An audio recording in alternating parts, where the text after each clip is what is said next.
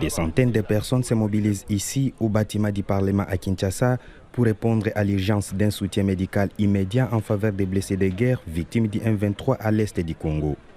Plusieurs hautes autorités du pays ont participé activement au don de sang, notamment la première dame de la République démocratique du Congo, Mme Denis Nyakeru Tshisekedi, la première ministre Didi Choumina Toulouka, ainsi que d'autres personnalités politiques et civiles. Avant la collecte, des tests sont effectués en fait de s'assurer qu'il n'y a aucun risque pour les bénéficiaires des transfusions sanguines. Le ministre de la Santé publique, Hygiène et Prévoyance sociale, Dr Roger Kamba, insiste sur l'importance de transformer l'indignation face à la guerre en action concrète pour sauver des vies. On a énormément de blessures et les capacités de nos structures de soins sont en train d'être dépassées. Alors, bien entendu, on peut se plaindre, mais on peut aussi agir. Donc, au ministère de la Santé, nous avons décidé d'agir. Et agir pour nos frères, là, c'est de dire de quoi ils ont besoin. Un des besoins fondamentaux qu'ils ont, c'est le besoin en sang. Parce que blessure égale saignement et la plupart ont besoin de sang. C'est pour ça que nous avons lancé cet appel à la population. Je dis, c'est vrai d'être indigné, mais c'est encore mieux de faire quelque chose. Nous avons décidé de faire quelque chose et de donner notre sang.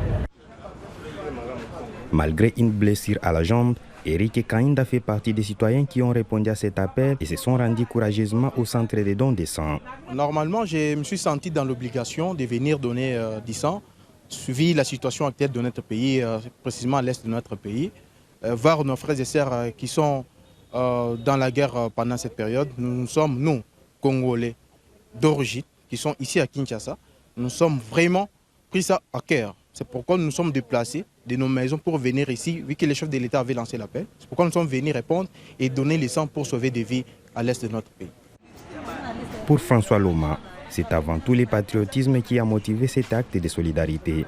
Il affirme que son soutien va à ceux qui donnent leur vie pour la patrie. Ça, c'est le patriotisme. Comme chez nous à Lingala, on dit le Kamba Makila, le Kamba Mboka. Alors je donne mon sang. L'argent, non. Il faut que je donne mon sang, ça c'est le patriotisme. Je donne mon sang pour les FARDC parce qu'ils sont là-bas en brousse, en guerre. Nous sommes ici pour donner notre sang. Cette campagne menée par le ministère de la Santé vise à collecter plus de 5000 unités de sang à travers le pays, lesquelles seront acheminées à Goma via un couloir humanitaire. Les conflits dans l'est de la RDC a entraîné de graves conséquences humanitaires. L'ONU évoque plus de 700 morts, 2800 blessés recensés dans les structures de santé et de nombreuses disparitions, notamment des femmes et des enfants. L'augmentation des victimes exerce une pression immense sur le système de santé, engendrant une pénurie critique de fournitures médicales et de sang.